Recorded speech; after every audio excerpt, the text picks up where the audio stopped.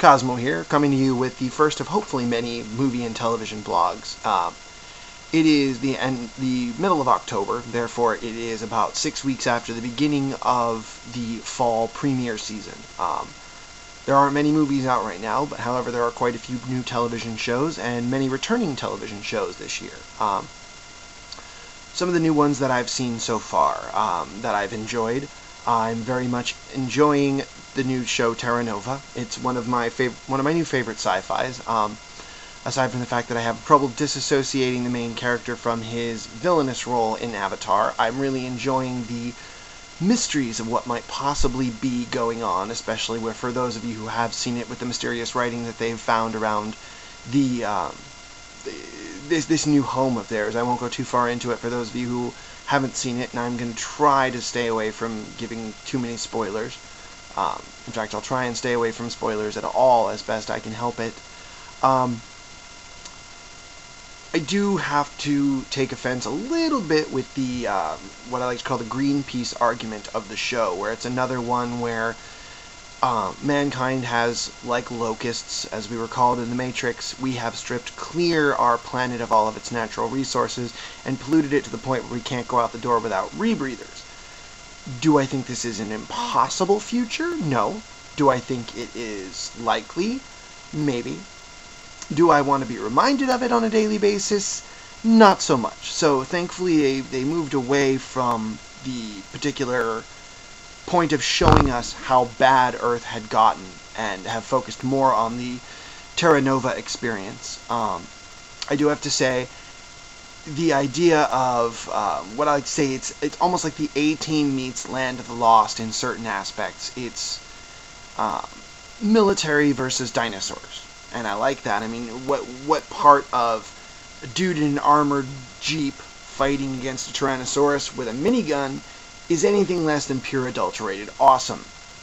I don't know. I don't see anything being really more awesome than that than I can think of from this particular TV show, but it's in its infancy, so we'll see where it goes from here.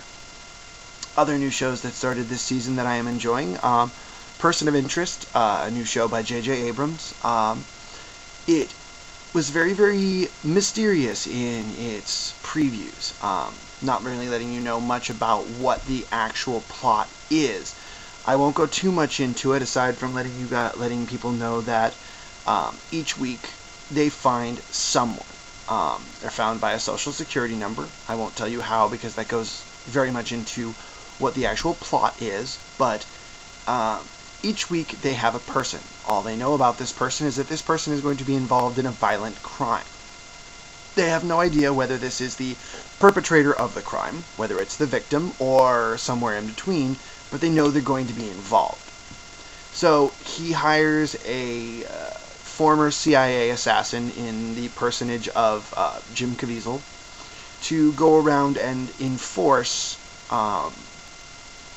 basically save these people, to enforce the natural law of those who can do something should do something. You know, as they say, you know, the path to hell is paved with good intentions, and also they state that the worst people in the world are those that stand by and do nothing.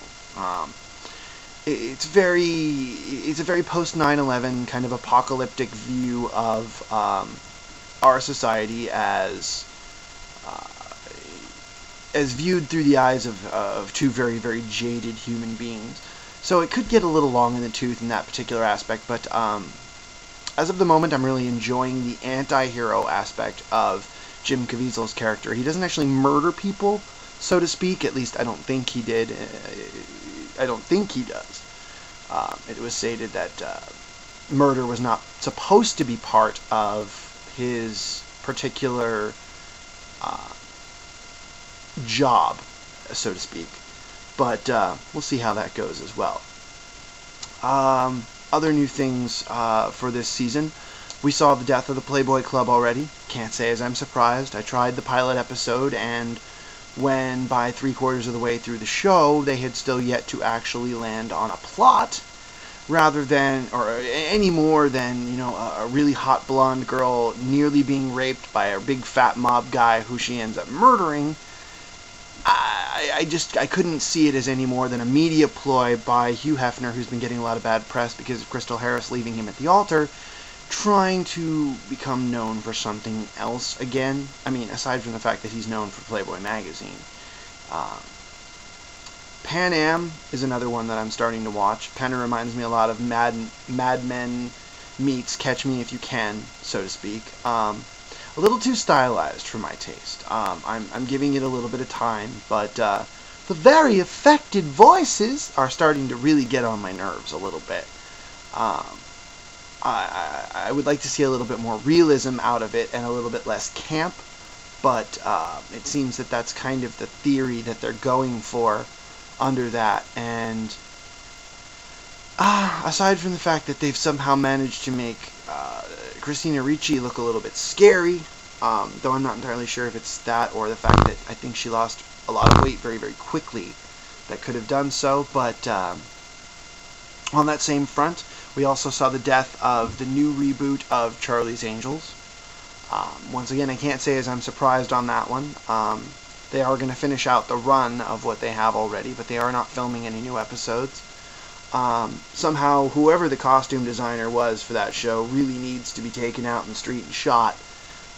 Finding a way to make a hot Aussie like Rachel Taylor look dumpy, and especially Minka Kelly. I mean, good God, that girl is gorgeous, and somehow this costume designer made her look so frumpy that I didn't even recognize her as to who she was. I mean, these are supposed to be three, very, high energy, attitude, and, extremely sexy women who use that to their advantage as, spies and cat burglars. And yet, I didn't see any impetus for them to do so, or any attempt by them to do so. So, I think the best part of that was actually Bosley, which has been the case with both of the Charlie's Angels movies that I watched. But that's Bill Murray, and let's face it, Bill Murray is just awesome, no matter what he does. He was even awesome in Lost in Translation, and those of you who don't like him as a dramatic actor can stick it where the sun don't shine as far as I'm concerned, because Bill Murray's awesome. Hank Azaria's new show, I didn't get a chance to catch. Sad to see it go off the air. I think Hank Azaria is a hilarious human being. Been following him, since The Simpsons started all those years ago, all the way through Herman's Head, into the Night at the Museum movie, and several others in between, such as The Birdcage, and just so many I can't even possibly name them all. I'm looking into the possibility of getting into Up All Night, the new Christina Ricci movie, the new Christina Applegate TV show. I've heard very good things about it. On the sitcom front, we also have Two Broke Girls, which looks to be extremely funny starting off, though I'm not entirely sure how long it will stay funny. It seems like the plot could get a little bit old really, really quickly. A girl scraping by in New York meets the billionaire heiress who lost all her money, who's extremely business savvy, but not extremely street smart. In fact, she's extremely street dumb. And they're trying to save up $250,000 to start a cupcake business, which sounds all well and good in theory, but I'm not quite sure how it's going to pan out in the long run in practice. There's a new show, Whitney, as well.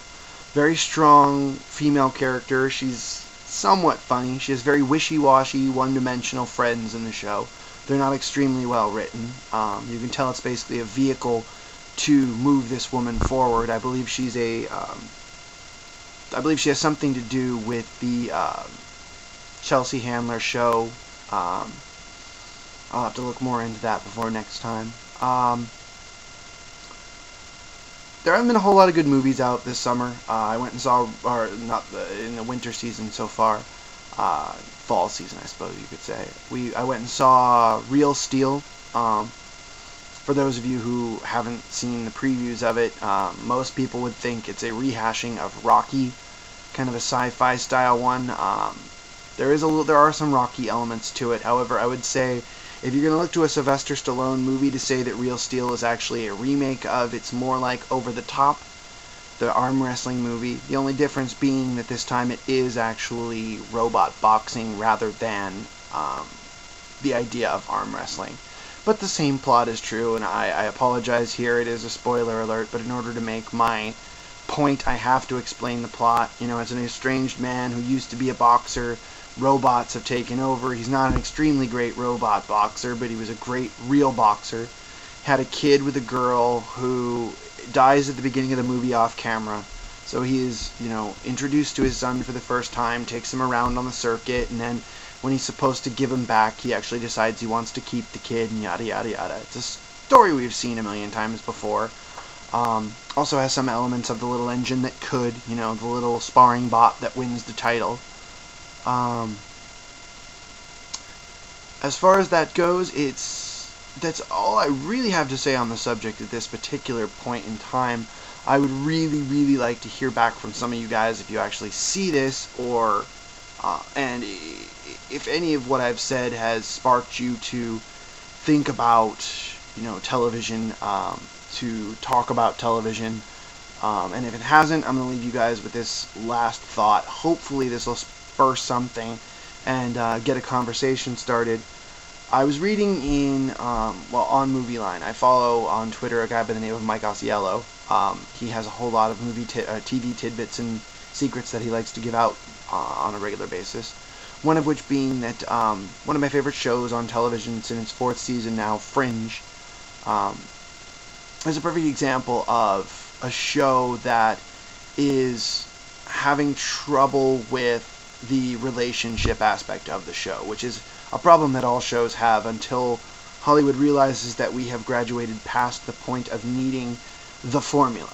And I think you all know what I mean by the formula, the whole idea that you can't hook up your main characters early on in the series or there's nowhere to go. The fact that having a relationship in and of itself can be extremely trying and extremely humorous if shown in the right light is something that they have yet to really, really capitalize on. We've seen attempts in the past. Lois and Clark is a very well noted example in my book of a very adult relationship that devolved into childish puppy love very, very quickly, with Superman doing things like flying to the Antarctic to get her, I believe it was the Swiss Alps, to get her a handful of snow because she asked him to in an offhand comment.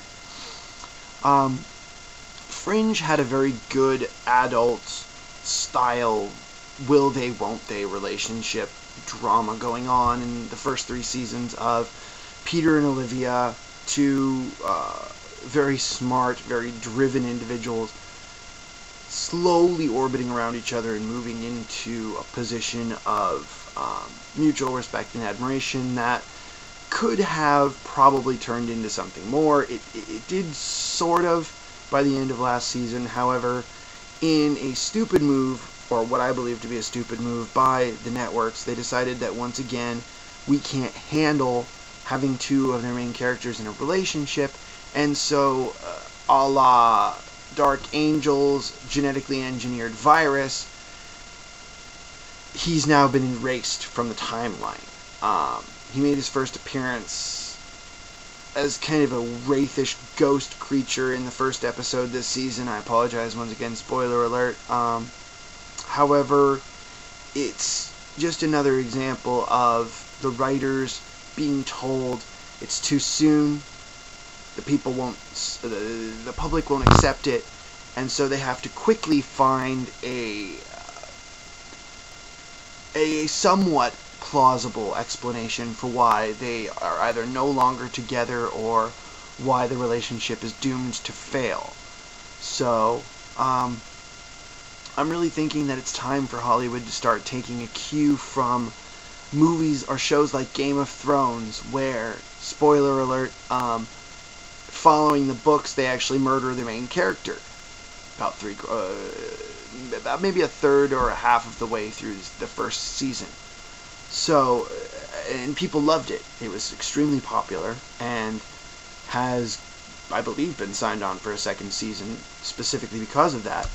And I think we've proven time and time again to Hollywood and to the networks that we can handle it, that we are craving the happy ending, and that the soap opera theme of having to destroy every relationship you put together in order to give your character somewhere to go isn't necessarily the norm that we're wanting for the 21st century, in a place where every time you turn on the news you see death, destruction, chaos, divorce, people screwing each other over on a daily basis. It's nice to retreat into television for a little while, a couple nights every week, to see some old friends who are in a better position than we are, enjoying their life and having fun.